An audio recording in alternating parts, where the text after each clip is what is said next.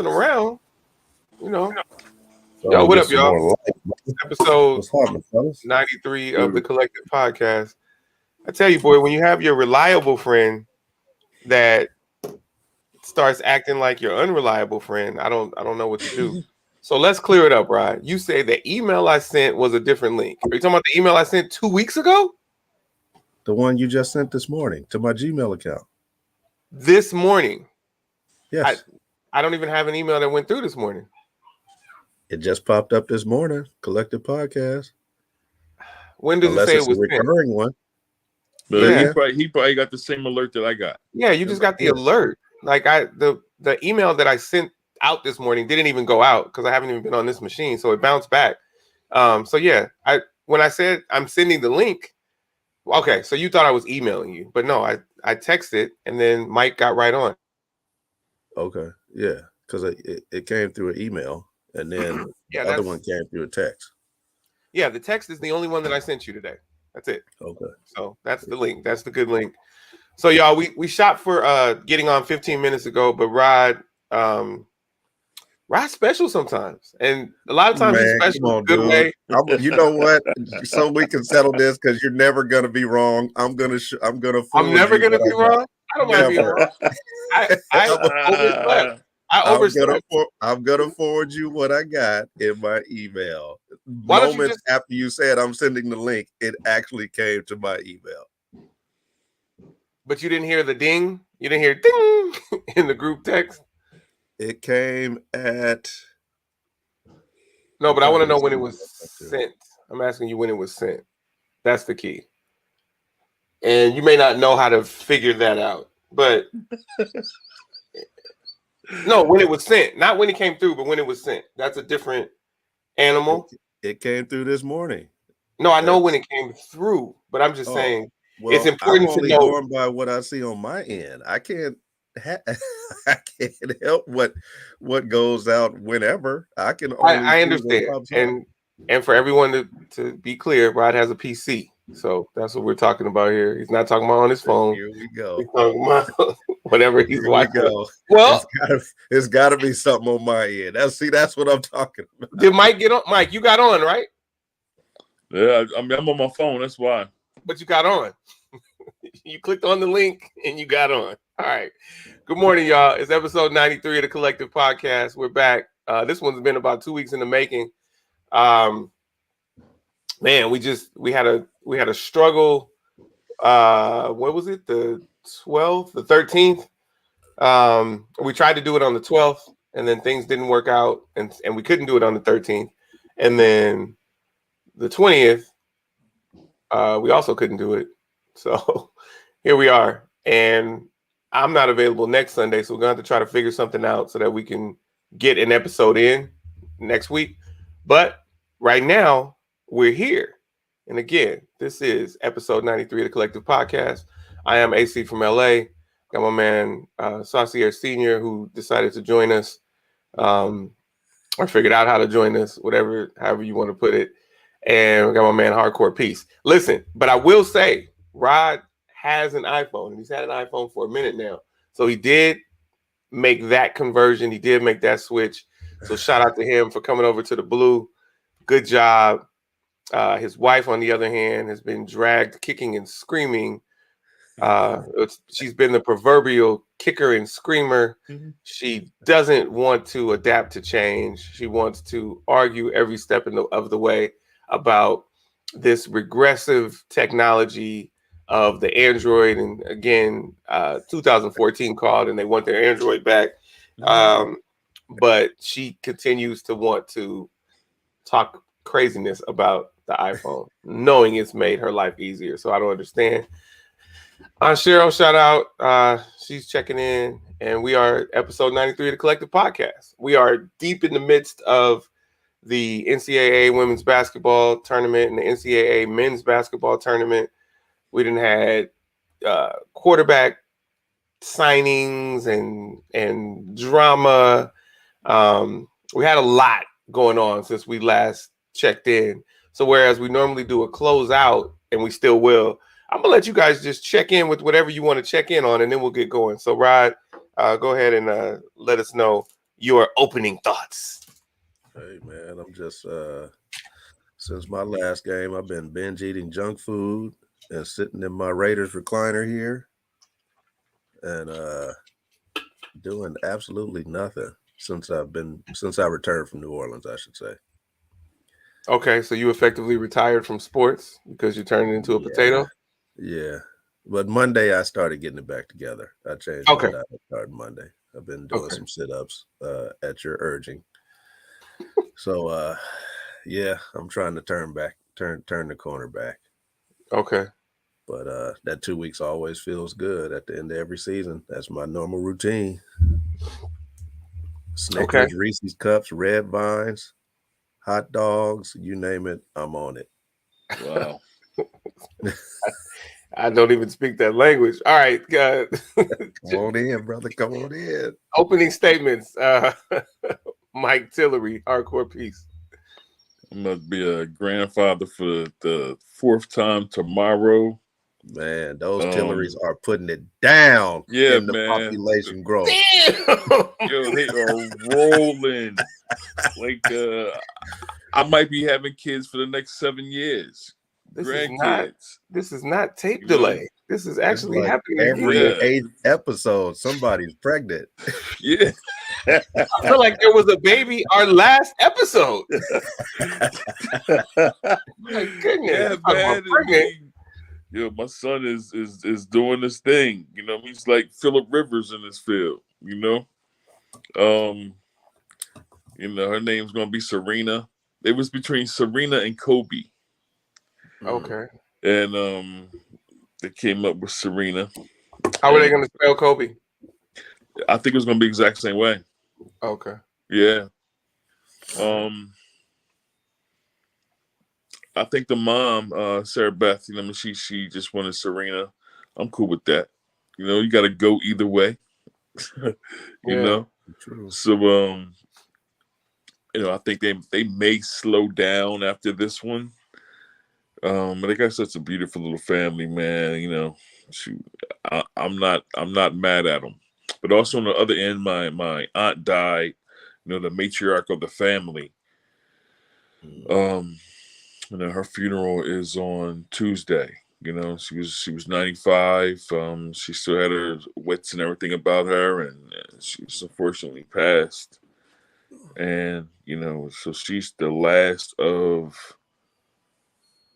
her kind in the family in terms of that thread of generation. Mm-hmm. So it's up to me and my cousins, and basically our parents are the last ones left. We gotta keep this thing going, and also right now kind of connect the family in a historical way so everybody knows the information. Gotcha. All right. Well, congratulations on another one coming, and rest in peace to your aunt, the matriarch of your family. Since the last time that we were on, I also lost an aunt, Edie, my dad's sister, Aunt Cheryl's sister, Don's sister, Terry's sister.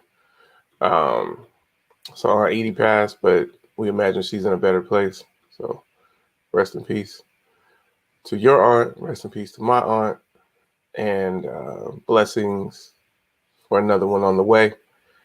And then, so since we were last on, I was out of town a couple times actually, and I went to Baltimore and out there for football camp, and I got to hang out. Well, I got to let the little homie hang. So this is young Rod right here, hanging out with me. This is Rod's kid, Junior. Top right brother has a soothing voice. Oh snap! Junior, the Cash App King. Yeah, there you go. Cash App King. I got a couple of those. Can't get this dude to stop Cash Apping everyone. All right, well that's Rod Jr. Shout out to him. We went to G&M and had crab cakes. Well, I had crab cakes. and one of the other people at the table had crab cakes, Quentin, and then the other Anthony at the table had stuffed salmon. Rod had shrimp and chicken fettuccine Alfredo, and the other brother just had an adult beverage. He didn't actually eat the last cat, Chris. So yeah, it was a cool night. And then he came back to the venue and hung out in the VIP. They invited Rod into the VIP area. So since I was his chaperone, they let me in too. So that was that was kind of cool. Yeah, well, I do my best. But yeah, so I'm headed back out this weekend. So Sunday, unless we do it late, well, we'll talk about it behind the scenes. But I'm flying to Connecticut again, so I'll be in the air most of the day on Sunday. I'm going through Newark. Why am I going through Newark? Because the airports in New York, JFK and LaGuardia, don't have United clubs, like at all. LaGuardia never had one, and the one at JFK, or the two at JFK, got moved to Newark. So I'm going to Newark so I can have a United club on each side. What part of Connecticut are you going? Stanford. Stanford, yeah. Be there for the week once again. So, yeah. All right. So we are in it. We got our kickoff remarks. I'm going to log into the music in a second and do a kickoff song. But in the meantime, and in between time, you guys want to start off with Senor Watson, or you want to start off with the tournament? Just end with the tournament so we end on an upbeat. Okay. Okay. I mean, even though one of my squads is off, but the women are still in, so go blue. It's a real heartbreaking loss for. Okay, we're not talking about that. Time out. Well, hold on. If we're going to Watson. Hold on. If we're going to say go blue, Rod, we got to talk about Philia. We got to talk about number 5. I mean, I know that 00 is the engine. So, and we're talking about Michigan, right? So, boy, was it great watch Michigan Michigan women close that game out. And Nas Hillman is amazing, and she's a beast. Yeah. But when you see Philia, number 5, hit that go-ahead jumper last night. I mean, that go-ahead layup, freshman Philia, go around the bend and get clipped. No call. It's okay. We got guns in here, is what she said. She flexed. She was like, that it was a beautiful sight. And I'm not a Michigan fan in any way, shape, or form, but I like that women's team. Well, I like Hillman and Philia. And of course I like Juwan and the men. So I just wanted to say, yeah, they had a really good showing yesterday, the Michigan women. And if you don't believe me, I can show you, but I'll show you later. All right, go ahead, Mike. I didn't mean to hijack your comments. All right, you gonna put a picture up? Oh, you want to put a picture? Okay, well, Mike, I'll grab a picture while Mike is setting the scene. Yeah, start this Sunday off right. Put a picture up, man. So are we talking about NCAA basketball, or are we talking about Deshaun Watson? I guess we're talking about the women's. He got into the women's tournament, so okay. What we do, women, and then bounce to Watson, and then go men? No, we could just He said go blue. And so I started talking about Layla Philia and not Hillman. But you could go to Deshaun. Go ahead. I might just flash a picture of Layla Philia. Yeah, this is okay. That'll cut down on some of the tension. The Deshaun thing is strange. It's just strange to me. The whole thing is super strange. I don't know where variables that we'll probably never know about. But somehow he lands in Cleveland and signs for $240 million. We have never seen this type of situation when it comes to a black quarterback. So planning almost like a media darling and Baker. I think that the reason why Baker held on as long as he did because people liked him. So for Deshaun Watson to go there after being rumored to go to pseudo black cities, New Orleans or Atlanta, it's just a shock to me. It's a total shock, even given what he was facing, which is also an interesting dynamic, being that okay, since he hasn't been criminally charged with anything, why should he be suspended? As everybody's saying, he will be next season. You know, um, that's a question I want to know how that should be answered. Him going to such a, I mean, Cleveland is potentially the juggernaut defensive team, and with them, going out and getting Amari, and they have an assortment of tight ends that can, either run or block well. A stout running game. Cleveland could potentially be a Super Bowl champion next year with a guy like Deshaun, who is only weakness in terms of him in a team success way is because he hasn't had the talent around him to compete as much as other quarterbacks, of his ilk, his age, and the ascension that he was on. Like, I look at Deshaun Watson honestly as potentially that could be one of the best quarterbacks ever. Because of his talent, in and out of what's been surrounded around him or not. He just seems to keep putting up the numbers, and he was on a record pace as a rookie in terms of touchdowns thrown before his knee gave out on him. So this dude is just, he's a different type of quarterback. As much as I've been a Cam Newton fan and Lamar Jackson fan, even Mahomes, Russell Wilson included. I just see this dude as being the best of his kind, simply because he just has like he has like a power to him. It's almost like a superhero that we just haven't seen because of his lack of talent around him. So now he had to go through this. He potentially probably saved himself 1,000 hits. By being out as long as he has. And, I'm sure he's powering up and ready to go. He is going to a cold city that the fans are, very loyal fans there.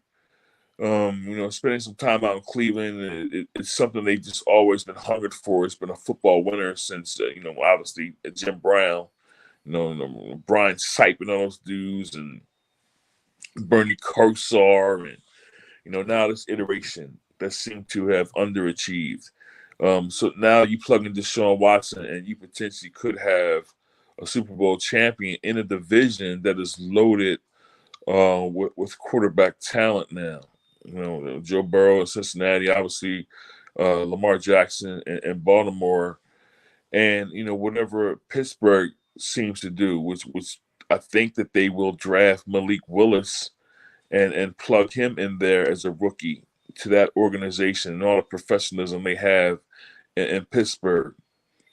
It's going to be great to see what happens with Deshaun Watson, but this other thing that specter that's over him with his 22 other lawsuits, it has its own story that obviously has to be investigated, to the hilt, but it's the fact that there are no criminal charges facing him is the most important thing. So now he probably can get back down to his quarterback career and become potentially that greatest ever type that I think he will become. All right. So shout out to my mom, Judy Carter. Good morning. I see you there. Yeah, I was wondering about that, but I don't put much stock in the whole he's going to be suspended, should be suspended, da da da da. Well, if we're doing the math, I don't think that anything merits. We haven't seen anything that merits a suspension thus far. So right now it's just hyperbole, but I guess we'll see. What Rod and I thought was interesting was that they found another county to actually um, bring his case before the grand jury and see if there would be an indictment. And of course, this additional county came back with no as well. But boy, they had one last ditch effort to try to get him, and it didn't work out. You're terrifying me.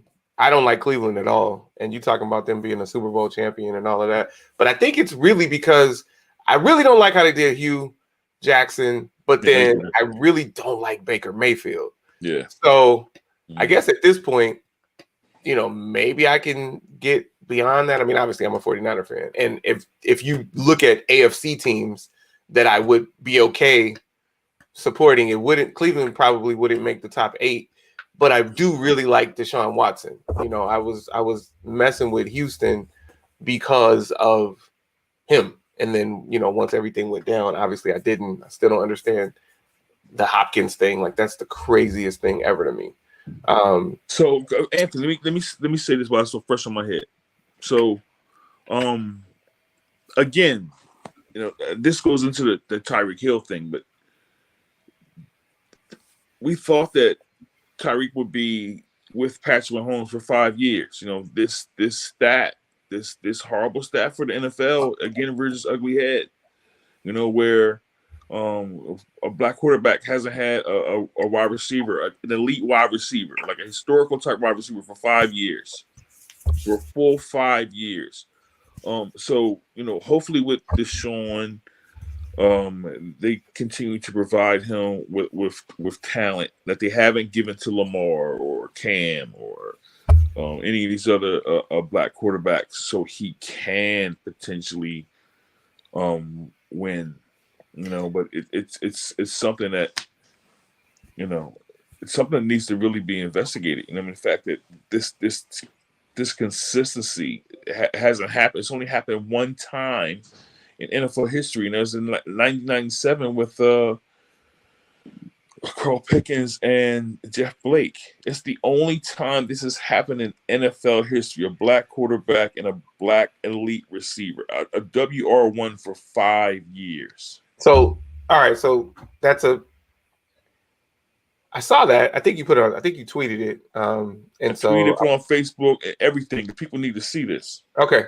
So that's a good point. And I think I have something for you, but wait a minute. Rodney's waiting on this. So let's digress for one moment. Let's show you Layla Filia. So this is the starting point guard for Go Blue, baby. Michigan. This is number 5. Speaking of Ohio, she's out of Ohio. Layla Filia. She is not considered to be the best player on the team, but she did hit the go-ahead bucket last night in a close game that they won in the final minute. And Naz Hillman is the All-American that is the big on her team, number 00. But yeah, this is Layla Filia. So don't sleep on Michigan, y'all. Now, mind you, we got to start marketing these ladies better, man. Now this is still. Hillman had to hit that 50-point game for her to be, really talked about this year. So and I don't want to get into that now, but that's another interesting thought because she was the Big Ten Player of the Year last year and an All-American. So why did she need to be rejuvenated? Now she wasn't the Big Ten Player of the Year, but she was first team All Big Ten again. She was first team All-American again, All-America. But it's funny the things that you have to do. And one of the reasons I was so happy that Iowa went down in the first round so that we didn't have to keep talking about or keep listening to Caitlin Clark. But I don't want to turn that corner yet. So I think we're going to hit I don't think there's a way around it. We're going to hit the 5-year mark with Kyler Murray and Deshaun and DeAndre Hopkins. We thought it would have been. I don't think so, man. How? Like, this is first year. This is first year. It was second year in Arizona. This is only his second year. No, it's going to be year 3. Okay, well, year 3. That's what I'm saying. You don't think they're going to get through 5? Everybody thought it was going to be Tyreek and Mahomes. Like, that came out of nowhere. Regardless of the want of him wanting to play, or that's been the narrative. He wants to play in Miami. There's been other instances, but these anomalies that happen You know, at this point, because I've been kind of studying this ever since, you know, Donovan. You know, I mean, when you were sending me to these Eagles games, you know, and you know, it's something that it doesn't seem that the NFL wants black quarterbacks to have this sort of consistency. We can look at Peyton with Harrison, then Peyton with other dudes. We can look at Drew Brees, Colston, Phillip Rivers had basically 200 touchdowns in his offense. And no Super Bowls, you know, very few AFC Championship games. We seem to get there alone and then get judged on not winning based on a lack of fourth quarter or third down talent. And we have to be the bonus ball to win these games, but we are still winning them. Can you imagine what happened if we had like if Deshaun Watson had an Air Courier offense, we had Jefferson and the rest of those dudes?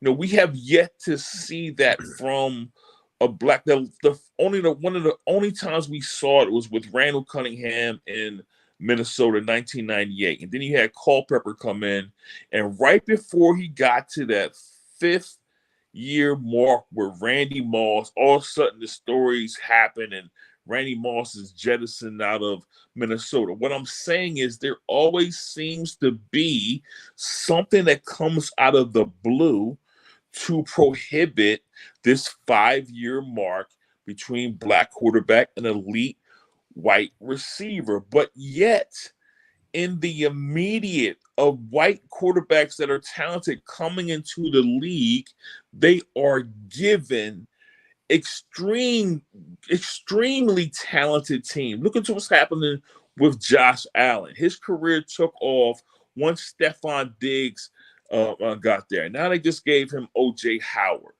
You know, look what Matt Ryan was given in Atlanta. You know, look at what the dude in Tannehill was given. Like, everybody thought that maybe Julio was going to go to Atlanta. I mean, Julio was going to go to Baltimore. We thought that Odell was going to go to Baltimore. Why aren't any of these great receivers going to black quarterback systems that would put them over the top based on a security late in downs, late in games, and when it counts for them to catch the ball based on separation? So you know, it's very frustrating to me because I'm tracking this number. Like I'm tracking it. You know, I'm seeing like everybody's starting to say Haywood, Jeffrey, and Warren Moon. No, they weren't like elite seasons with Haywood, Jeffries. You know, this just doesn't happen enough. Like it, and I'm wondering why. You know, because if it is something that is intentional with the NFL, then the narrative needs to shift of why, you know, Kaepernick doesn't win a Super Bowl, or you know, Cam Newton doesn't win a Super Bowl, or why Lamar Jackson, you know, doesn't win playoff games. The narrative surrounding all of those needs to shift, and it needs to come from black writers specifically, because we're seeing something that has only happened once in NFL history. Yeah, that is just crazy to me. It's crazy.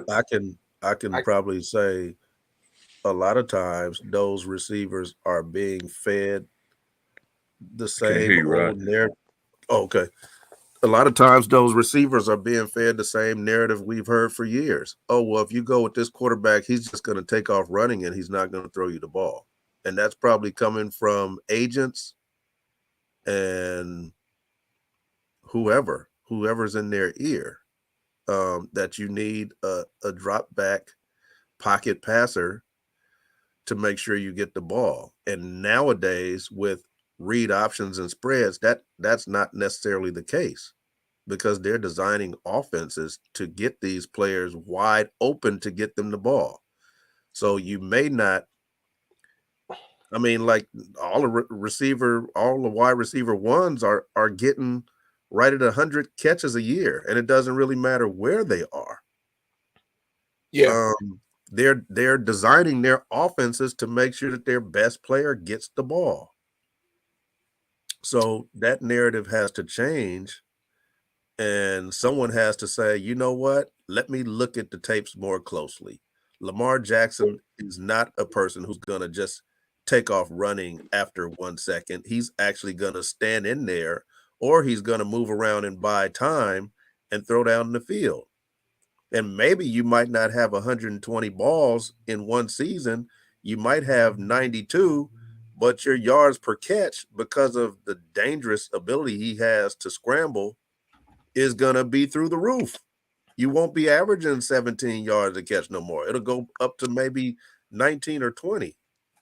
So, that's a huge, impediment or block that these players are having when they're getting this information that they're not going to be successful if they go with a quarterback that can run and scramble, who are most times black.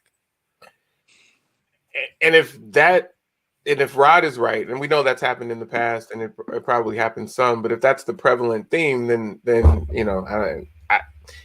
an NFL thing. That's an advisor thing.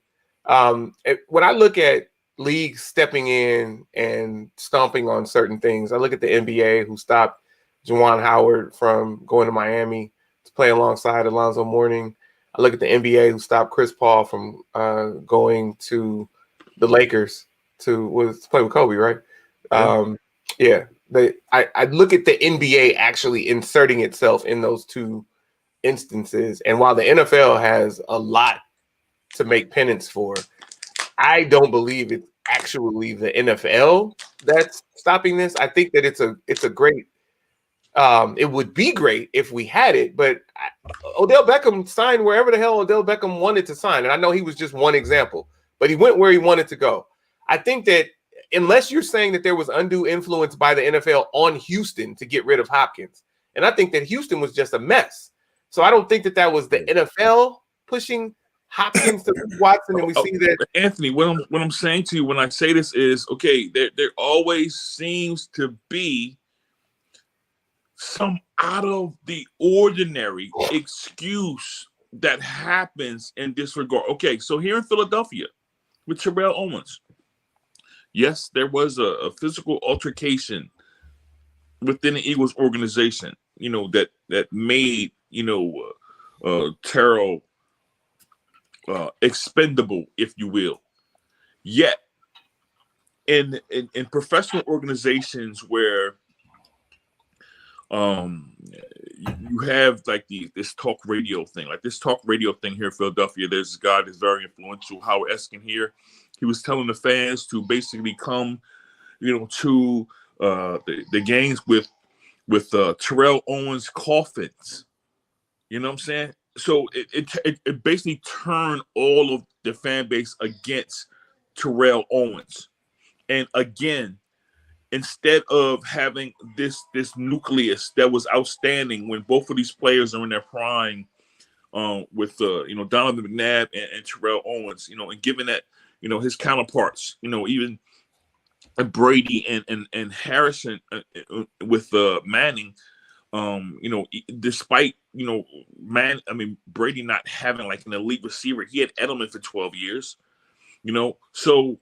And he had Gronkowski, obviously. Like everybody, this narrative about Tom Brady have nothing with some bullshit, But instead of like building these things in these cities, so these excuses won't happen, and the NFL could basically escape culpability based on what you're saying, individual choice.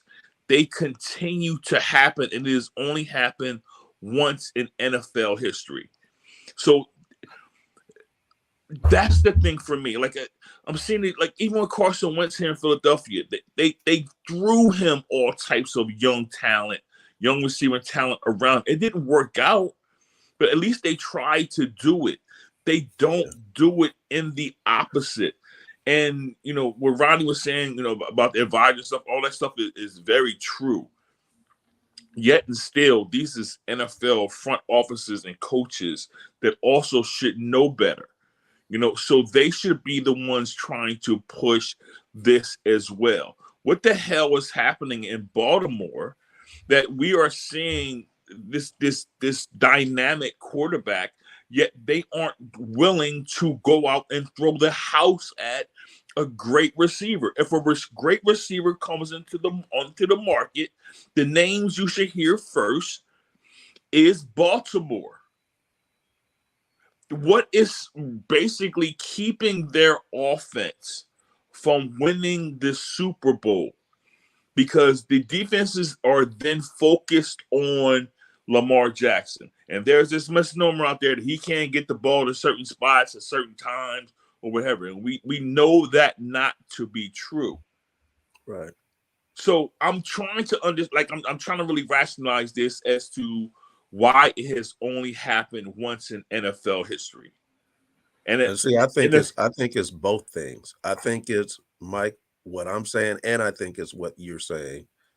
But I think it works different ways depending on what situation. So we do have free agents who are choosing to sign certain places because they're getting, fed that, oh, well, you got to go here because it'll be great for your career and you'll get a lot of balls. But we also have, or it's just a better situation. Like, let's not throw that out the window. All right, go ahead. And then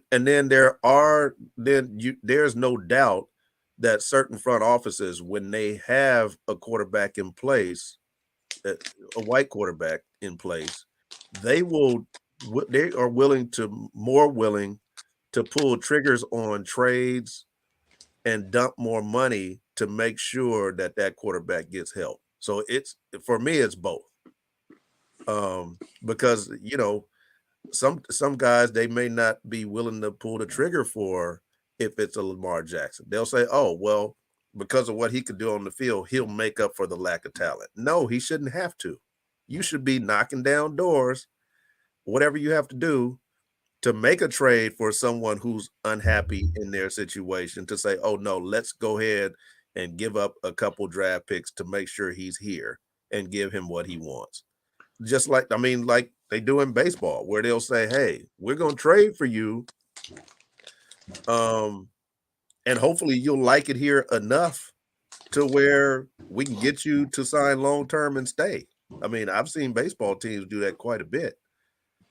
But that that part has to change. They have to start trying to help the situation, because it does seem like there's an NFL thing where they don't try to help black quarterbacks. So Patrick Mahomes, obviously the offense was already in place, and Andy Reid, coming from Philadelphia, he knew, because I would stand right in front of him and ask him receiver-based questions, and I could see in his face that he wanted a receiver here. So the narrative began to be,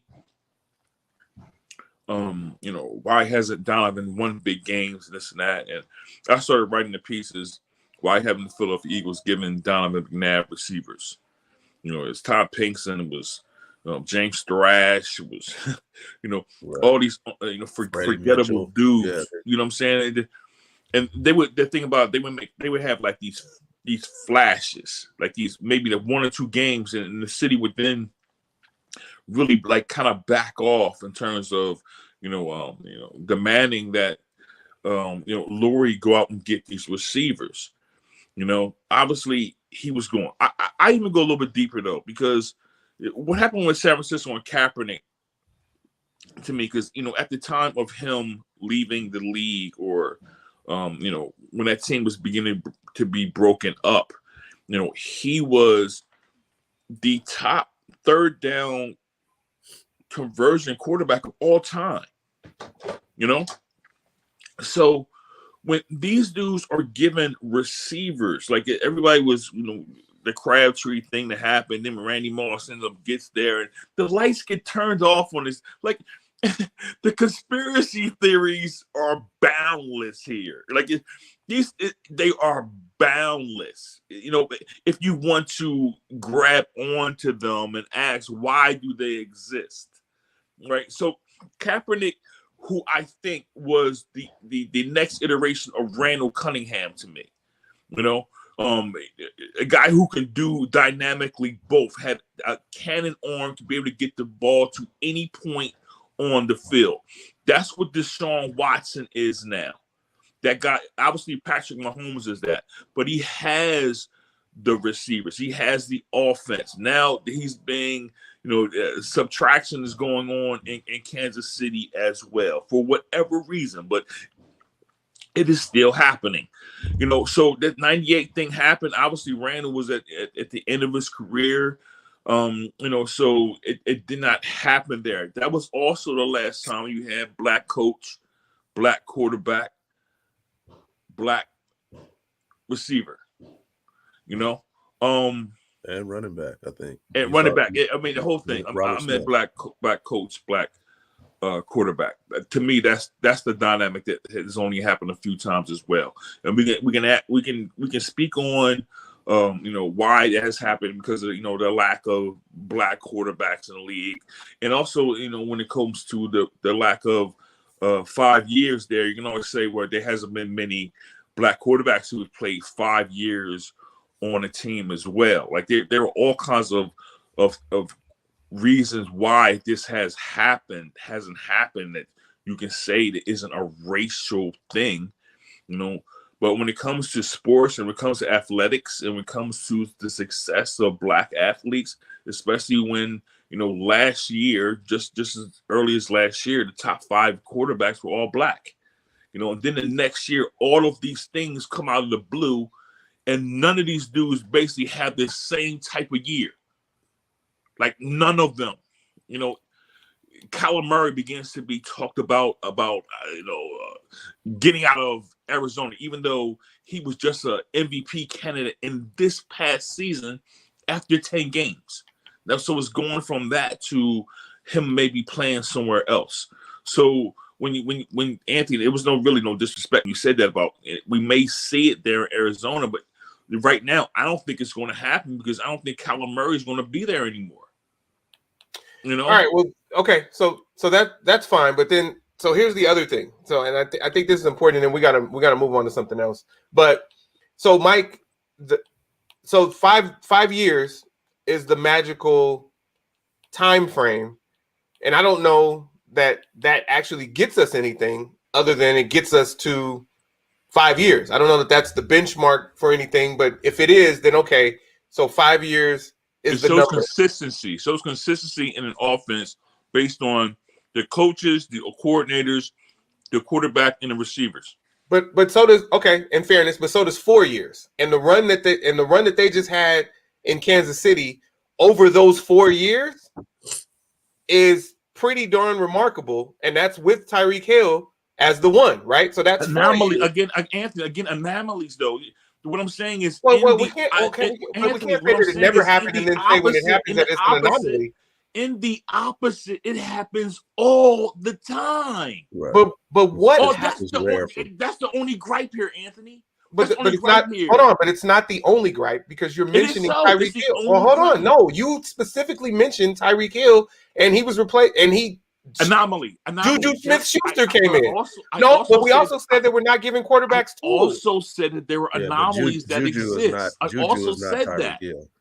Also said we don't know what Juju's going to do in Kansas City. But when he wasn't injured, he had 97 receptions. He had the same kind of year that Tyreek Hill had 2 years ago, and then he was injured.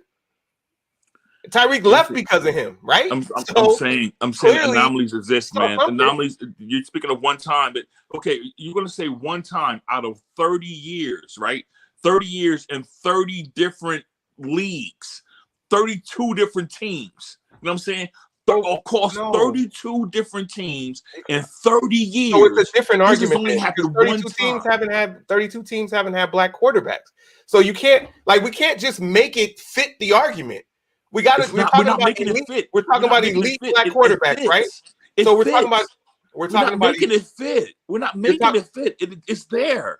All right, It's moving there. on. You can't talk over me. I didn't talk over But you I'm one saying time. it's there, We're gonna move though. on.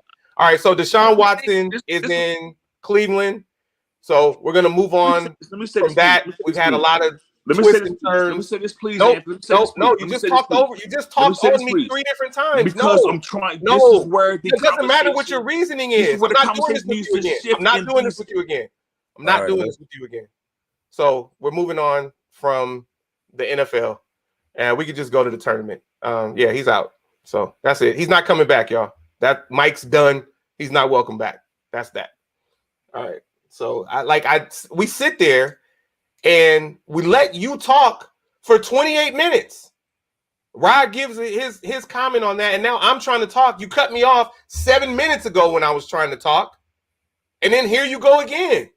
Like, just because you feel like my points are not valid, I didn't even get my point out. I'm trying to say something, and you do change your argument. I mean, you do change the stats to fit your argument, like another cat that we know who hates officiating. You do kind of shape it. Even if there is some merit in what you're saying, you're now saying 30 years and 32 teams. Well, 32 teams haven't had black quarterbacks. Now, that's a problem, but that's not what you're talking about. You're saying that black quarterbacks don't get the tools. And you gave Tyreek Hill and Patrick Mahomes as an example. So I'm saying, is that so? I just want to talk through it. I'm not someone who just accepts what you say. I don't just accept what Rod says. I want to talk through things. So if we say Tyreek Hill was there for 4 years and they had a solid run for 4 years, well, why is 5 years the benchmark? I'm wondering how you came up with 5. Because 4 was great, and then now Juju Smith-Schuster is there. Tyreek Hill wanted to leave. Yeah, you could keep somebody there, but they got Juju Smith-Schuster as a compliment, and then Tyreek Hill wanted to leave. You say they're not the same. That's fine, Rod, but if Hill wanted to go, then he's gone, and they did give him another weapon. That's all I'm saying with that. That's what I'm saying with that. They gave him a weapon. You're going to blame the NFL for Terrell Owens? I love Terrell Owens, but you're going to blame the NFL for him? Now, when Mike says NFL, he's saying NFL. I feel like, Rod, when you're saying NFL, you're saying different NFL execs within the teams. That's also a different argument. Yes, I do believe that teams are tripping. I do believe that they figure if our offense is too black, then it's going to be problematic. I do believe that exists, Rod, but I can't even get that out because it's like on what I'm saying. My words are getting stepped on. So, yes, people don't always get the tools that they need, but also when we start talking about Mike Singletary as the coach of the 49ers, that's not when we went to the Super Bowl. Yes, I wanted him to be there. I wanted him to stay there, but Harbaugh is the one that wound up running that ship, so that's also not quite the same time. I just want to say, when we're talking about things, I just want us to speak truthfully. Even if we're coming up with a conspiracy, even if we're coming up with a theory, let's have the facts as we talk through it. That's all I'm saying. I don't believe that the National Football League came in and made Houston trade Hopkins, but I do believe that whoever traded Hopkins is a fool because you had Deshaun Watson and Hopkins, and I think that was going to be like the one of the great tandems of all time, and potentially, I don't want anybody ever to go over Jerry Rice, but that could have been like the greatest tandem of all time. What happened? Yeah, it's not David Johnson at running back. Huh?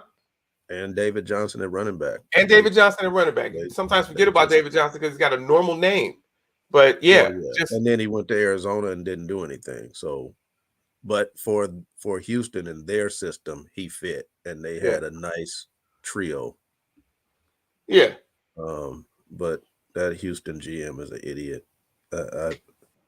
That's all I can say.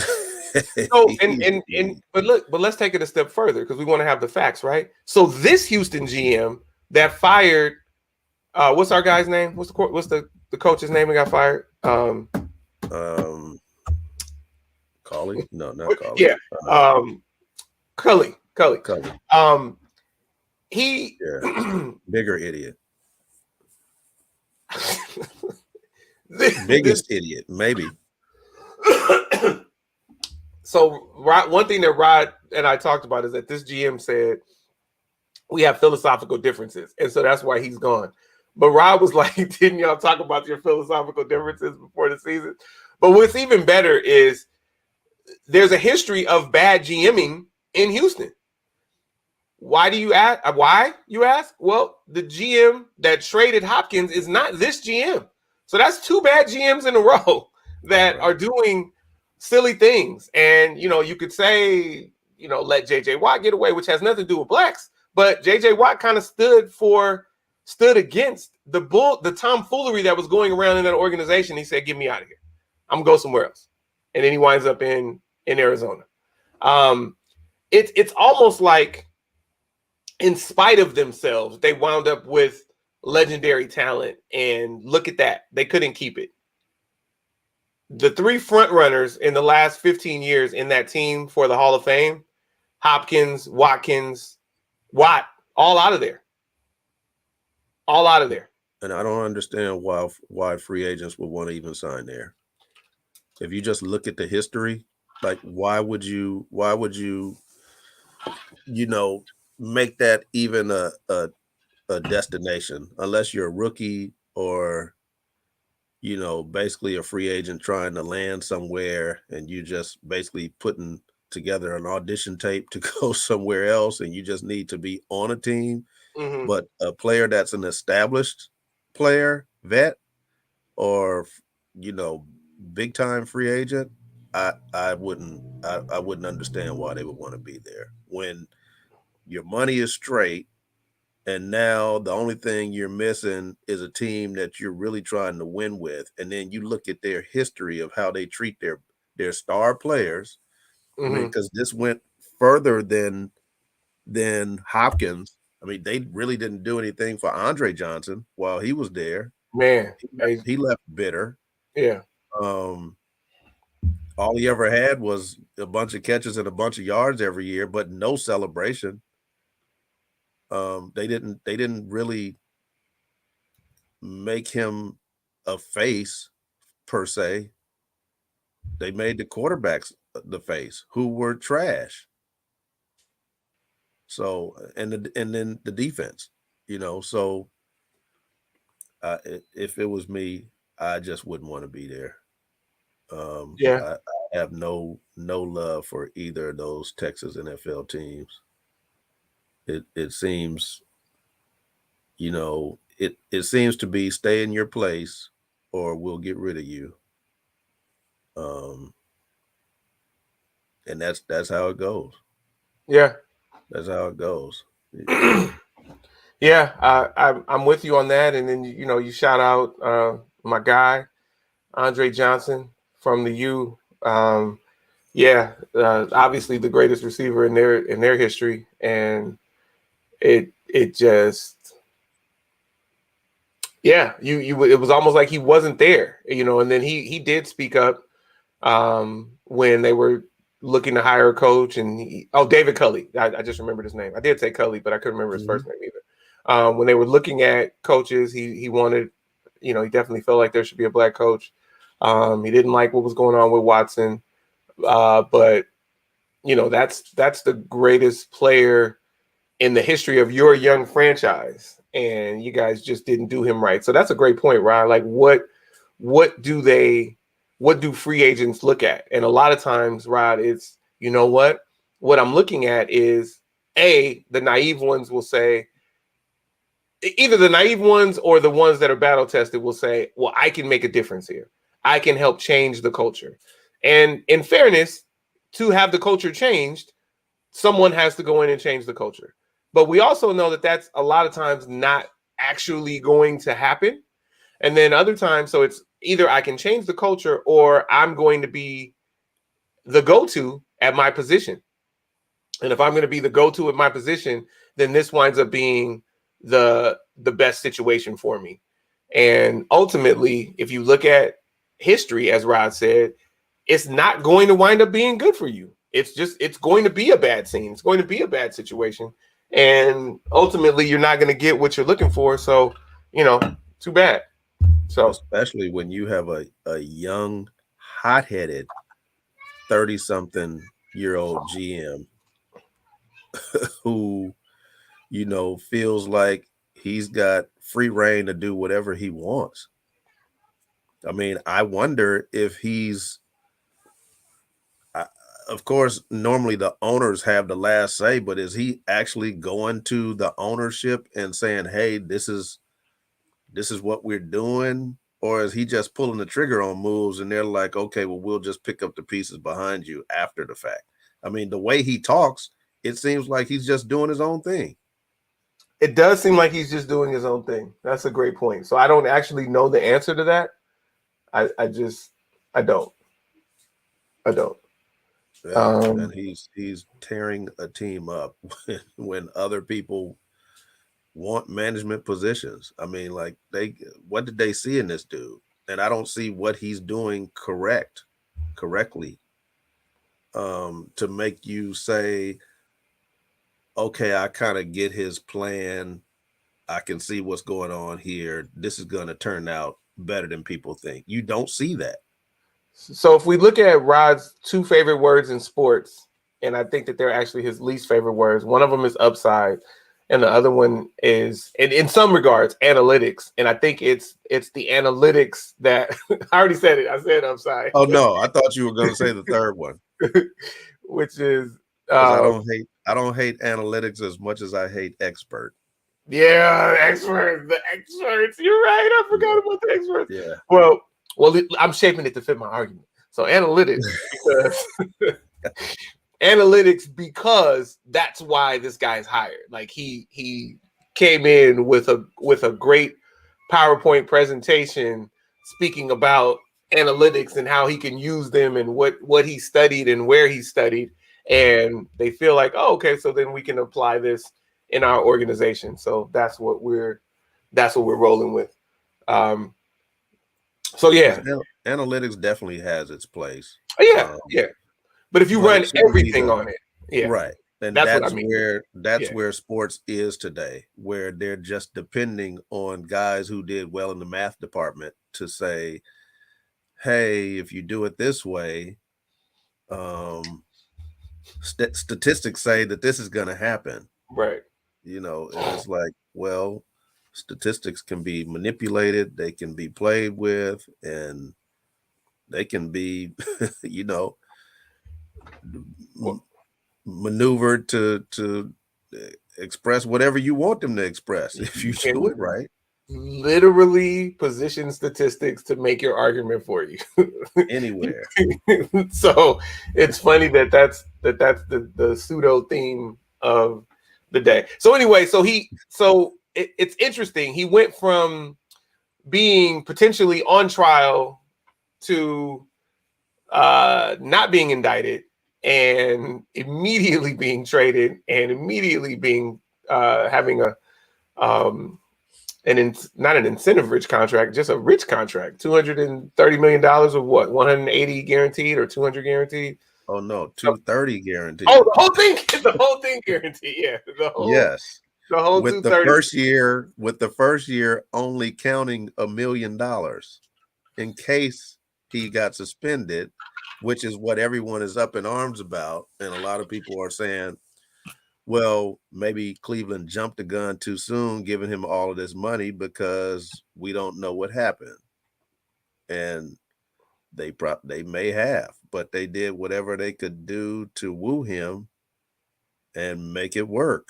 And with cases like this, you really pretty much never figure out what happens until a long time after, if that. You know, and I hear people say, well, hey, if 22 people said it, somewhere it has to be true. Not necessarily.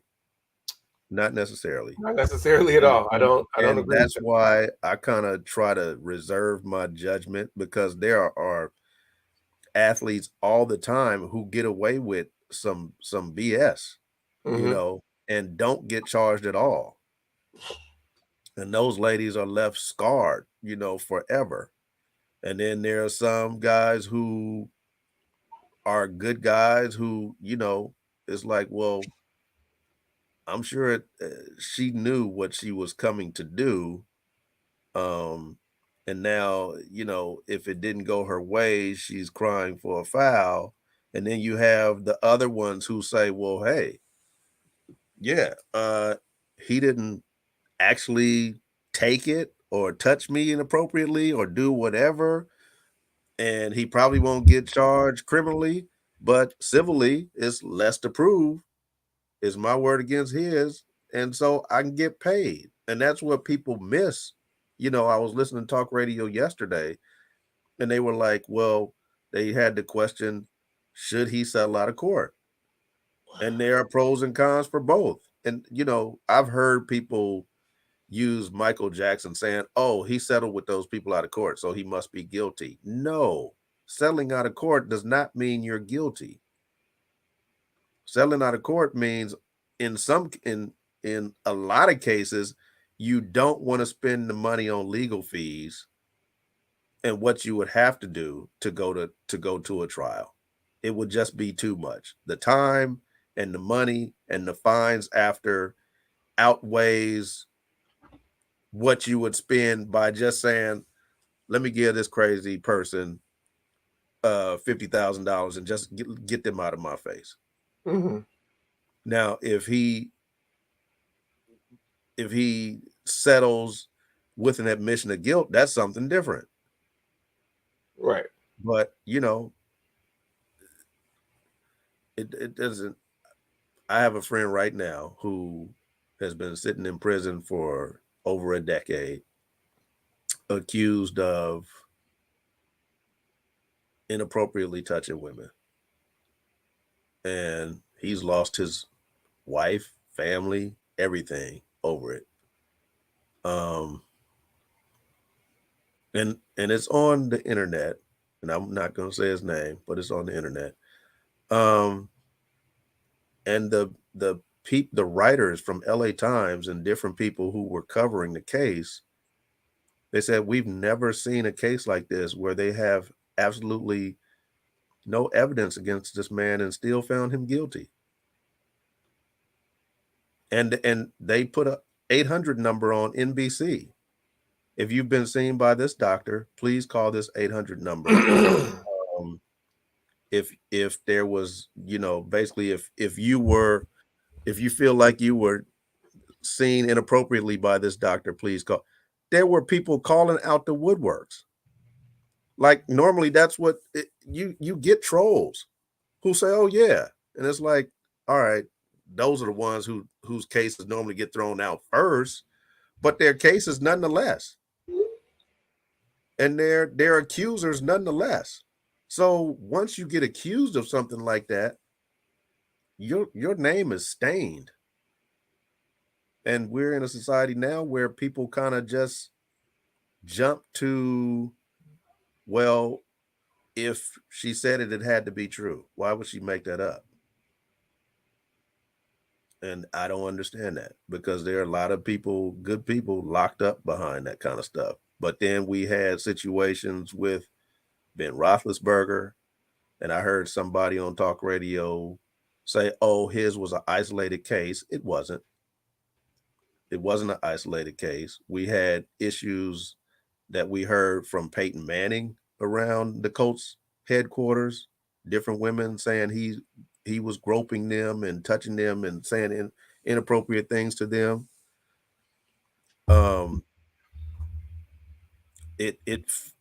It flashed on the ticker, maybe at the bottom of the screen on ESPN, but that is much as it got, really. It didn't get any traction, and pretty soon they just let it die. So there definitely seems to be a bias. I mean, if you can remember the case with Ben Roethlisberger, there was an actual videotape, and all of a sudden, investigators go to get the tape from the bar owner. Oh, you know what? It got destroyed over this morning or overnight or something like that. Like, really? The tape just got destroyed when you knew we were on our way to go pick it up? Like, doesn't that sound a little strange? Strange enough to where they should have said, hey, let's pause. He needs to be suspended for a while until we figure out what's going on. Ben Roethlisberger didn't miss anything. Nothing. And when he got ready to retire, they hailed him as a hero.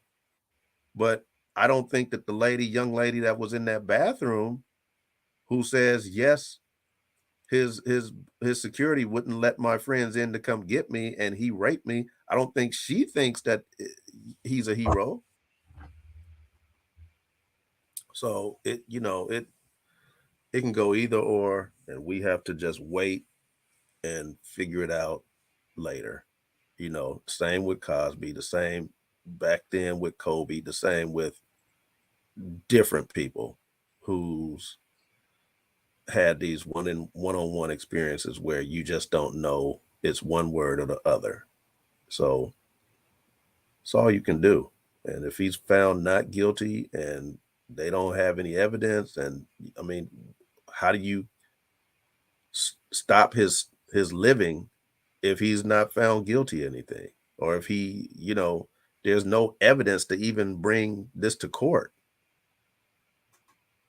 And for all we know, we don't know everything that's reported, but for all we know, he may have text messages that shows that the ladies knew exactly what was going to happen when they came in. No, you're not just going to massage my hamstrings and my calves. You're going to touch the glutes in the front too. I mean, we don't know. Not the glutes and the front.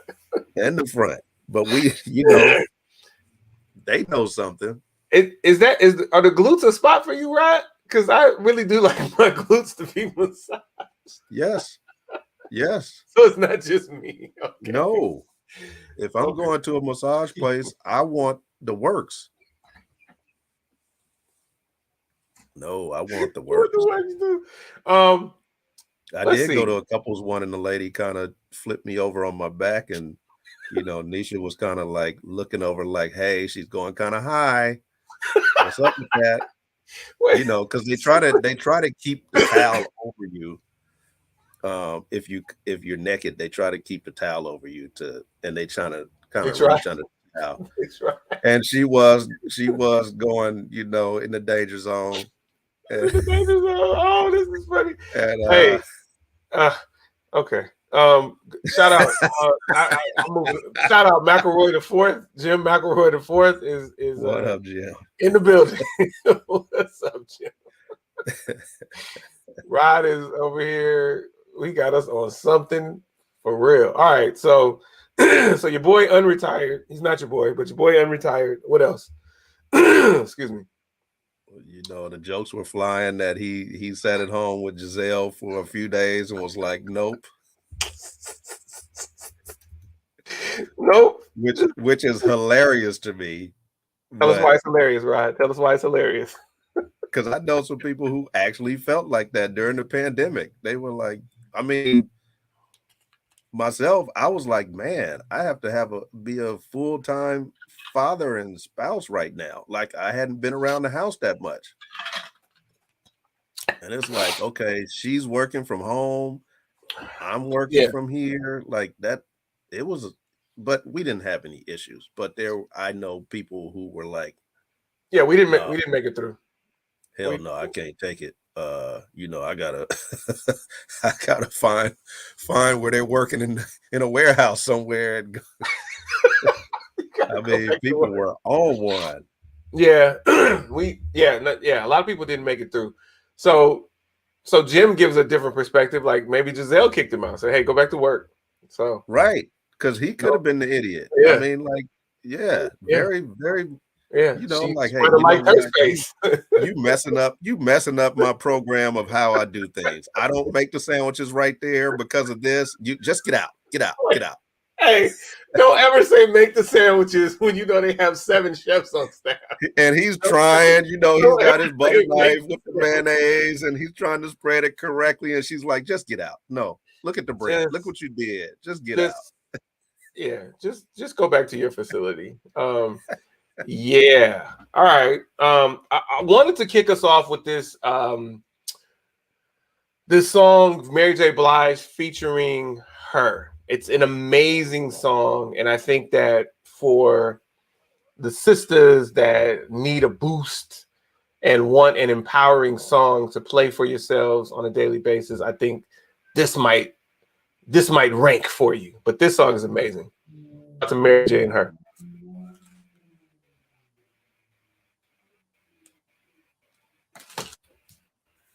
And clearly not playing it. What's happening? What's happening? Hold on. Oh, yeah, no, I don't want, yeah, use computer. I don't want to do Bluetooth. Okay. Here it comes.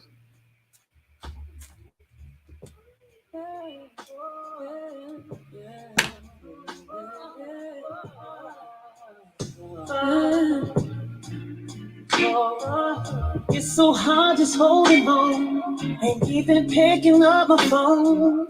It's hard enough to be, hard enough to stay, hard enough to be alone.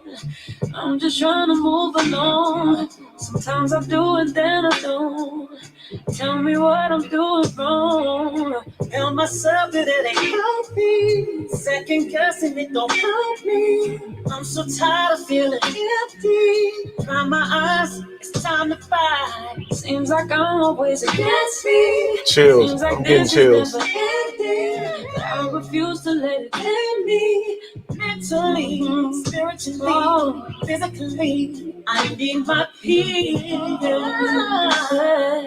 I need my peace. Oh, I wake up every morning and tell myself, good morning, gorgeous. Sometimes you gotta look in the mirror and say, good morning, gorgeous.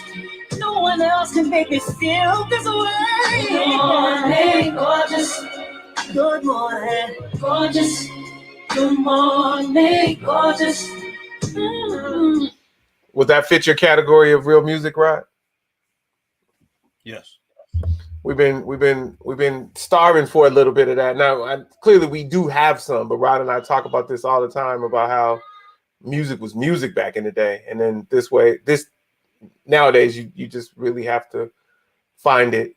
But I think that song is amazing, and I'm lyrical first. I really do listen to lyrics and how they're arranged, and I think that whoever put that together just did a phenomenal job. And you would think that well, I won't even say that. They do a really good job of complimenting each other. And we know that Gabby, we know that her is phenomenal, like a phenomenal vocalist. And we know that Mary is legendary and not always looked at as the greatest vocalist, but she absolutely does a phenomenal job there. They do a phenomenal job together. So shout out to them. It's called Good Morning Gorgeous. Mary has a version without her, and so this is considered to be the remix. So the original is great too, but the remix with her, amazing. Good Morning Gorgeous. All right. Yeah. I just need to hear some distinct voices without auto-tune and all that other stuff. If I'm listening to you sing, I want to hear you sing and not sound like others. It's like people tend to sing in the same style nowadays. The way they end their runs, the way they structure their music, it's like you can just, if I was a DJ, I could just run them all together and wouldn't miss a beat because all of it sounds the same and same tones and all that kind of stuff. And I'm like, it's boring. Yeah. Boring. Like Boys to Men wouldn't be Boys to Men if you didn't have a contrast with Wanye and Mike McCrary. It would just be like, oh, it's just a singing group. Yeah, that's you got so growing up when excuse me, growing up for me, and then obviously it was during Rod's retirement years, when there used to be a contrast button on the, I didn't really understand what contrast was on the TV. But when you look at having contrast in what Rod is talking about, singing, contrast in that group, the different pieces complement one another. And that's why when you have choirs, that's why when you have orchestras, but really in choirs, you have your baritone, your alto, you have the different levels so that they can complement one another. You can't have everybody singing in the same key in a group. It just doesn't work out, or also with the same tone. So, right. And some people just don't fit. I mean, like, as much as I love Shantae Moore's voice and Kenny Lattimore's, I think they were just singing because they were married. Like, they didn't sound great together.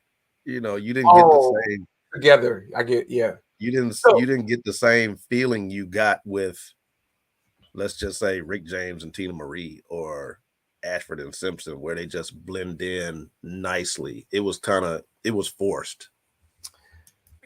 So I'm gonna probably make some enemies now, and I'm gonna build on what Rod is saying, and I'm going to say there's a song, a remake with goats. Like there's a remake with the legendary Luther and the legendary Mariah that I just refuse to listen to. And that's not to say that I can't listen to Mariah with someone else or Luther with someone else, but when they put them together in the Endless Love cover, it just wasn't Lionel Richie and Diana Ross, and I just couldn't do it. I never liked their version of Endless Love, and I wanted to. Like, I gave it a lot of opportunities, and it didn't work to me. I could understand that. Yeah. Okay. So cool. You know, Mariah can start singing and forget that she's in a duet. You talk about vocal Olympics, vocal decathlon. Like Mariah's just that instrument of hers is crazy. So listen, my 3 songs right now. So there's Good Morning Gorgeous, but I also want you guys to listen to Fair by Normani, Fair, and I want you to listen to Angels by Tinashe. That's my road. I literally have those 3 songs in a playlist, and I just play it. Good Morning Gorgeous, Fair by Normani, and Angels by Tinashe. All right, just wanted to share that with you guys. We may actually go out to Fair. I think I've played Angels already. If not, maybe I'll play it in a little while. But all right, Rod, to the tournament. Got the men's tournament, got the women's tournament. Oh, wait, baseball's back. Shout out to baseball. Baseball's back. The Dodgers are once again the proverbial favorites. Boy, I'm happy for Dave Roberts. And I really don't like any of you that keep trying to get rid of him. I don't like any of you. And you guys need to go lay under a rock. Agreed. Okay. Shout out to Dave Roberts. So the rich get richer. We got Freddie Freeman. Hey, thank you, Kenley Jansen. I know you gave my man a lot of heartburn through the years, but you also gave him a lot to rejoice over. And so maybe Rod will just be less anxious from afar. Rod will be less anxious when it's closing time now. Well, I don't know, because I don't see where the Dodgers went and got any pitching. Like, yes, they signed Freddie Freeman, but they didn't make a splash on the pitching scene. So, I don't know if we're just going to outscore everybody and have 9 to 8 games or what. But 9 to 8 games. So Scherzer left early, right? He was like the first one gone, right? Yeah. Okay, so Scherzer gone. Yeah. He left angry. He says that he didn't like how they used it to him. Right. Yeah. He wanted to pitch more, and I'm like, you really wanted to get taken out of the ballpark? Yeah, I don't. There's no merit in that. So your godbrother, on the other hand, he beat his case. Speaking of cases, so is he back? Because I truly believe that if he's back on administrative leave, they still don't know what to do. If that dark cloud is not hanging over the Dodgers pitching staff, I feel like we would have won the World Series again. Without a doubt. Without a doubt. The boy can throw it. And to that end, he's an idiot. And to that end, if he were there, we maybe don't give up the brother to go get Scherzer. So that's another thing. Like we probably don't get Scherzer. But anyway, it is what it is. I didn't want to stop on baseball, but welcome back, baseball. Go Dodgers. And then just if there are any Yankees fans listening, I always got to do things like this and say certain things like October 17th, 18th, 19th, and 20th, 2004. I just want to put that on your mind, Yankees fans. Oh, Rod, you were wondering what happened? That was games 4, 5, 6, and 7 of the ALCS when they were up 3 and then got worked by the Red Sox, who won their first championship in over 100 years. All right, to the tournament. Lots of storylines there. I'm sure that McElroy is going to give us a lot of interesting comments coming up, but a lot of storylines there. We had some double-digit seeds get through the first round and the second round, namely Michigan as an 11 seed, which they were 11, right? Yeah, way too low. And then had a shot to actually get to the Elite Eight, and they got stopped in the Sweet 16. There was just too much. UCLA also got stopped in the Sweet 16. What do you want to start with on the men's side, Rod? You can run. Oh, by the way, UCLA UCLA women who accepted an NIT bid are actually still alive. So they played in an hour for those concerned. First 2 rounds were at home. Last round was at Wyoming. Today they play at Oregon State. So go Bruins. Man.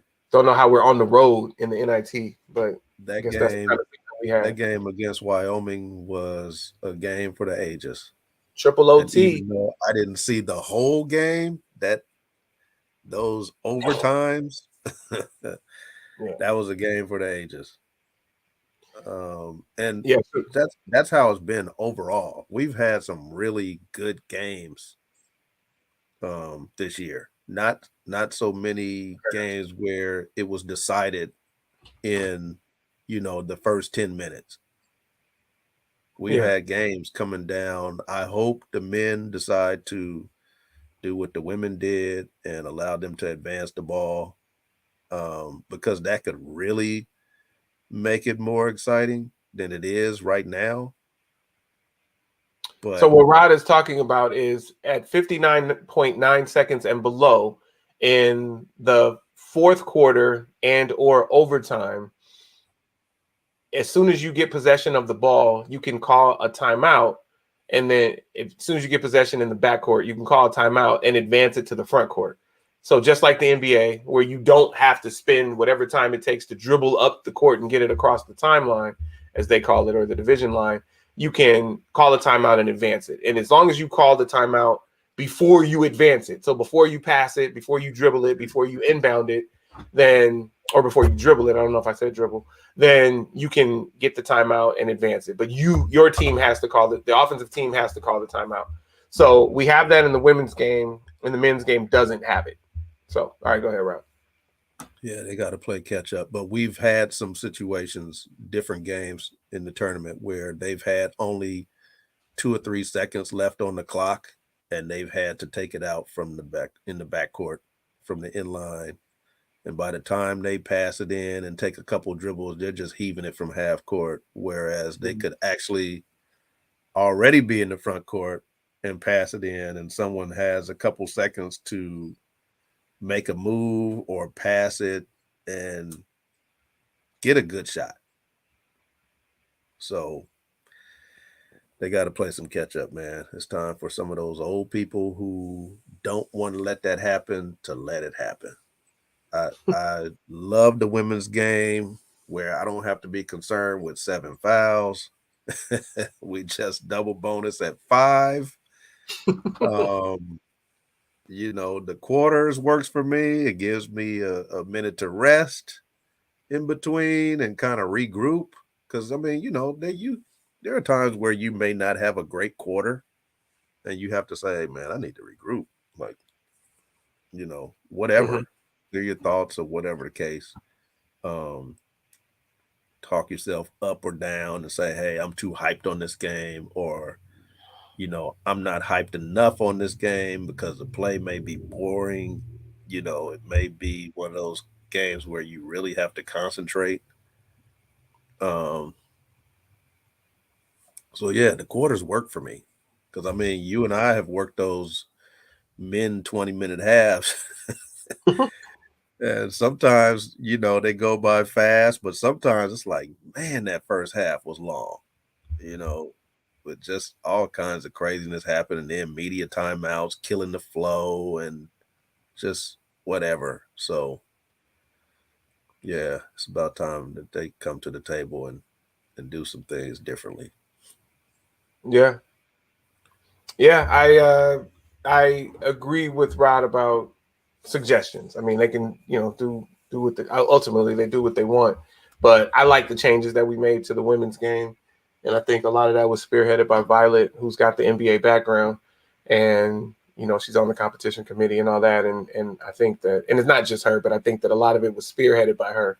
Changes that were made that mirror the NBA game that the men's game has decided not to do. And it's, I think, just so that they can remain their own entity. But I think these things have made the women's game better. So what a day yesterday. I don't know how much, Rod, you actually got to watch, but I know that we talked about it a lot. So yesterday was day 2 of the Sweet 16 oh, wait, did you want to say anything about the men's side before we go into the women's side? Yeah, go ahead. Whatever you want to say. Oh, not a lot, man. Of course, St. Peter's has shocked everyone, but you have to kind of think, did they see these people right? Like, what were they seeing where they had them at 15? Because, yes, some teams get hot at the right time, but this team can actually play. They're not some players who just kind of lucked up and they can go. They D up. They have players that can hit shots. They can go. So when you watch them play, shouldn't be the only surprise to me is why were they 15s? So that always goes down to when you have the mid-major that is an automatic qualifier that they didn't actually probably pay a lot of credence to. So that's what happened there. They got in because they were an AQ automatic qualifier. And so then they put them in wherever they had the AQs who were not going to make the tournament anyway. And that's, you always know that your 15s and 16s are there, and you can see, it may even go up to mid 13s where you have automatic qualifiers in there. But to Rod's point, St. Peter's, even though they were an automatic qualifier because they won their conference tournament, they probably should have been looked at as a real team, to Rod's point, like at an 11, like Michigan, and Michigan was too low also, but yes, maybe an 11 or a 12 or, just something, not a 15, because then you put people at a disadvantage who have to play them. Like, that's the cold part about it. They should have been playing against lower seeds because they should have been higher. And then, maybe the 2 seed that they knocked off is not gone. And the who they have in the second round, the 7 seed that they knock off is not gone, that whole thing. So St. Peter's is exciting. North Carolina put it on UCLA in the fourth quarter, outscored them 20-10. And I mean, not fourth quarter, the second half. No, that's the wrong game. They destroyed UCLA in the fourth quarter, and the main part is that they destroyed them down the stretch, and it was because of love. Like, they would not. UCLA didn't make adjustments, and I know Rod can run with this, and we're not going to spend a lot of time because we got to get off. Right. But Mick Cronin didn't adjust, and you can't leave it. This is straight from Rod. You can't leave it to your team to make the adjustments on their own. You have to say, hey, we need to sell out, shutting down Love, and let somebody else beat us, because if not, Love is going to beat us. And he did. Right. He absolutely did. So that was that. And so now we have this is the final day. So we got 2 more games today for the final to get to. Yep. We got Kansas and Miami about to start now. Okay. So Kansas and Miami. And then North Carolina and St. Peter's is playing today. Right. So if UCLA would have gotten through North Carolina, they would have played St. Peter's, but they didn't. So we move on, and that's what we have. And then waiting in the Final Four, who are the teams that are already there? The 2 teams, Duke and Villanova. All right. So on the women's side, what a day! This was day 2 of the Sweet 16. You had Notre Dame versus NC State. You had Tennessee, Louisville. You had Indiana, UConn, and you had South Dakota, Michigan. The UConn-Indiana game was a laugher after the first quarter. No, after halftime. Because at halftime, it was close. But UConn just clamped down and in the third quarter and outscored them 22-13. And then there was no looking back. They were already up by 6. And then No, they're up 4, and they added those 9 points, and it just, Indiana couldn't really get close enough. Tennessee Louisville was actually closer than the 12-point deficit would suggest, but down the stretch, Louisville just did more than Tennessee could do. Tamari Cook, who was averaging 17 points a game in the tournament, coming into that game, only had 3 points, and she only took 4 shots, only made 1 of them, and didn't make her free throws. And it wasn't a good look. Ray Burrell for Tennessee did all she could do, but when you look at Van Lith at Louisville, and what's the other one's name? I can't remember, but the big there, the 4, they were both very instrumental in doing what they needed to do. And then when you look, no, that's for NC State. No, that is Louisville. So NC State, no, that's NC State. All right, take that back about what I said about those people. They play for NC State. The NC State Notre Dame thing was crazy. Notre Dame controlled that game, even though they were by 5, they were by 4, they were by 1. They were by 1 with the ball. And you're basically dribbling the clock out. The possession starts with 35 seconds. You took a timeout. You have the ball advanced to the front court, and you're going to dribble until they foul you, or you're going to take a shot to try to then go up by 3.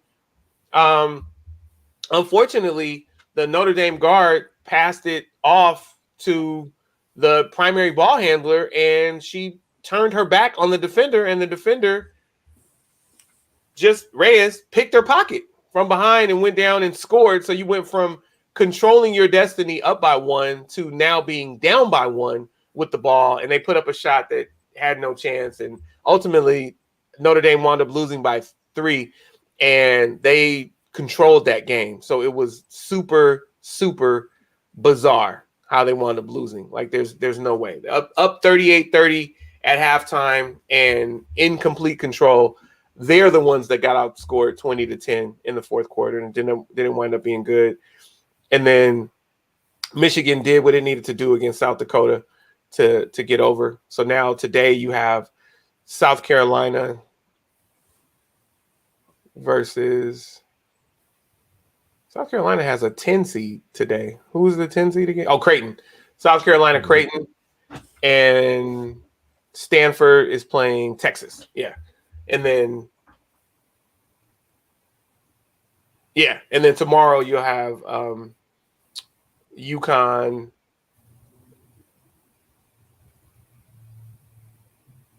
NC State, and Louisville, Michigan. So, all right. Yeah. But yesterday was super exciting on the women's side, for sure. Yeah. So, Rod, who you got? For Both. women's side? Both. Well, South Carolina or no one, even though they beat my Lady Bison.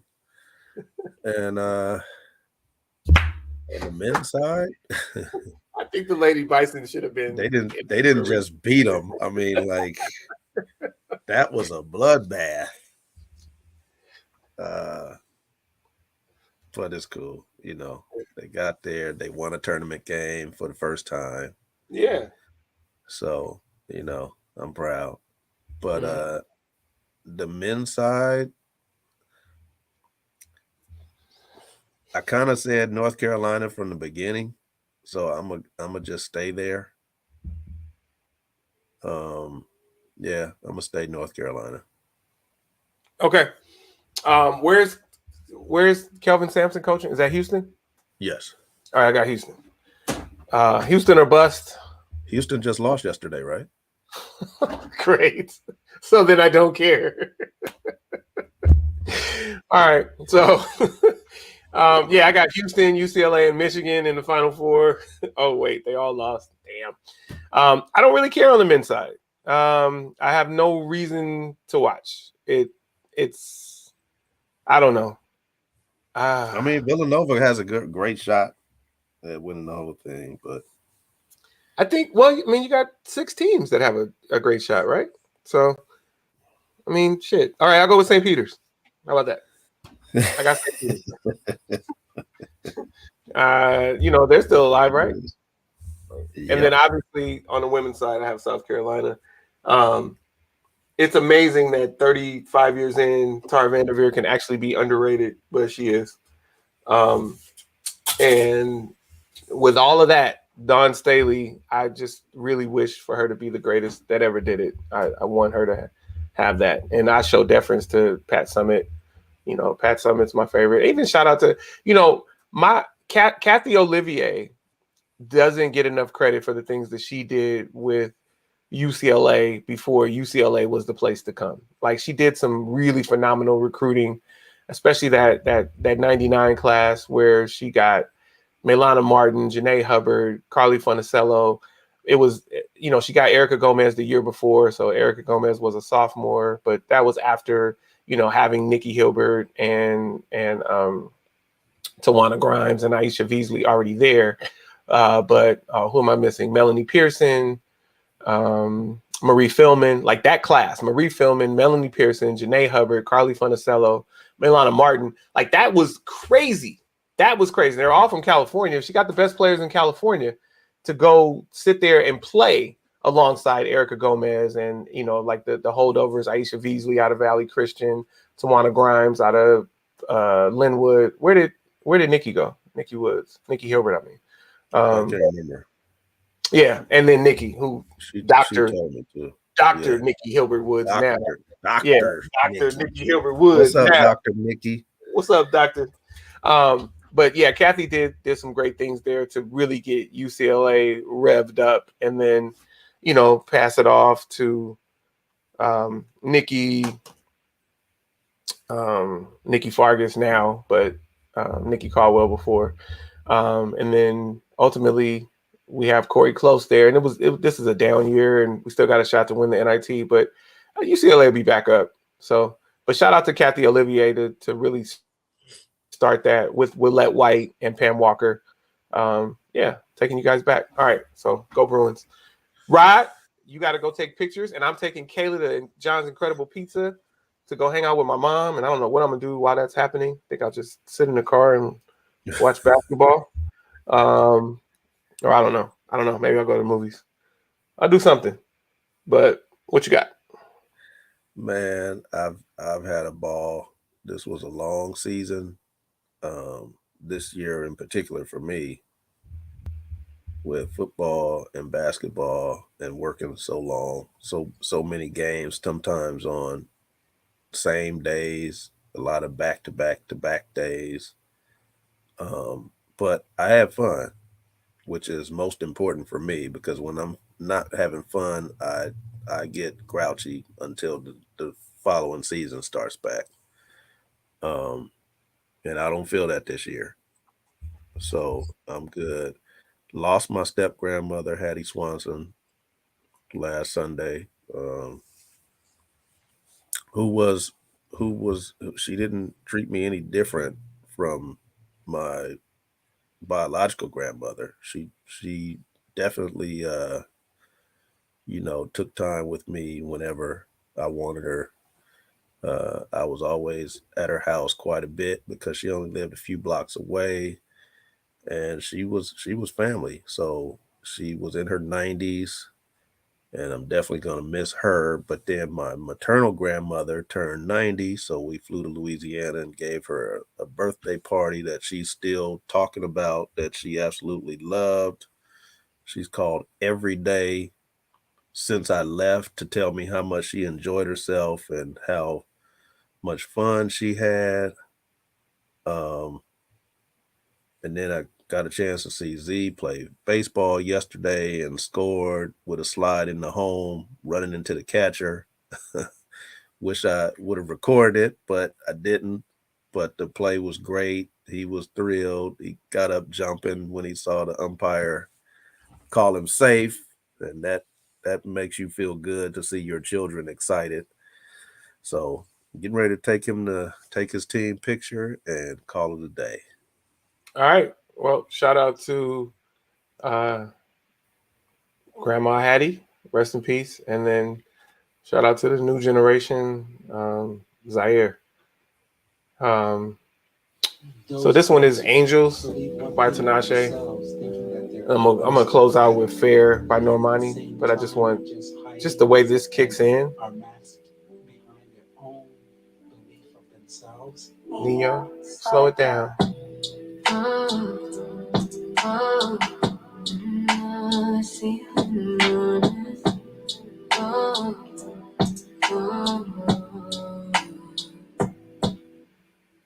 You and me always feel right.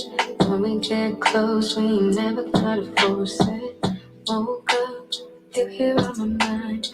Picture us now, drinking coffee on a Sunday. Sunrise on the city of angels. Every day more friends of... Hey, sunrise on the city of angels. In case y'all didn't know, that's my city, Los Angeles. So yeah, I'm gonna close out to Normani after that. All right, so rest in peace, Edie. We'll talk about Memphis next week. Penny Hardaway, and by extension, Mike Miller just got named in some stuff yesterday for Memphis. We'll see what happens with that, but it just off the top, it doesn't look good for Penny Hardaway out at the University of Memphis, their head men's basketball coach. What an exciting tournament on the men's side and women's side. You just see basketball. You see players playing their hearts out, sometimes getting injured, making plays, other times just getting injured. But by and large, you just see people balling out. And then sometimes it works out and other times it doesn't. It's been great to watch. I really don't feel like watching the men's tournament anymore. And there's no shade to the men. Like, I wanted to see UCLA do some things, and like I wanted to see Arizona lose, and that happened. And I always want to see Duke lose, and that hasn't happened. So shout out to St. Peter's, and let's go North Carolina. Let's go Hubert Davis, right? So that's who I got, Rod. I got Hubert Davis in North Carolina. Maybe I'll watch, maybe I won't, but the women's tournament is still going on. The Elite Eight starts today and ends tomorrow. So you got 2 games today and 2 games tomorrow. Got South Carolina and Stanford today, and then tomorrow you got others. So we'll see what happens with that. We appreciate you guys tuning in. This has been episode 93 of the Collective Podcast. I'm about to go take my kid to go hang with her grandmother, so they're both excited about that. Like I said, I don't know what I'm going to do down there, but we appreciate you guys checking in. I'll change the advertisement. We're back to 2, and we're not going to change that. We'll just have some guests, but it's just Rod and I, and that's obviously best. And fool me once, shame on you. Fool me twice, shame on me. You've now left the podcast twice, so you're going. What did we say as kids? Black, no trading back. That's it. It is what it is. I'm going to let you guys hear Fair by Normani. But thanks for checking in. We appreciate y'all. Peace. Rob, my proposal is to go next Saturday morning. Let me know if that works for you. I don't know if Zaire has anything, but I'd like to do that next Saturday morning. This was episode 93 of the Collective Podcast. Thank you, everybody, for checking in. 200 days and counting no more. You're my favorite still. When I say I won't, tell myself I don't, but I always will. Feel the way I feel. You have time to heal, I got time to kill.